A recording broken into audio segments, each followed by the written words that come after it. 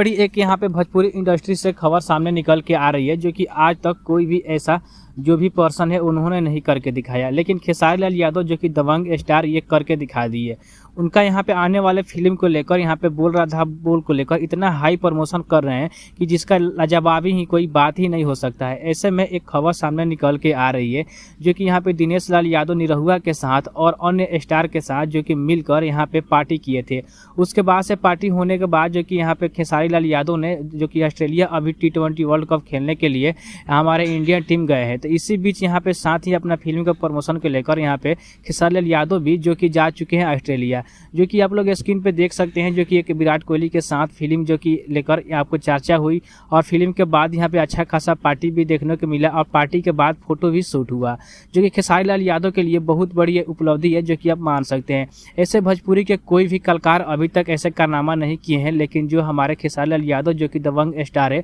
उन्होंने ये करके दिखा दिया है। तो आपको भी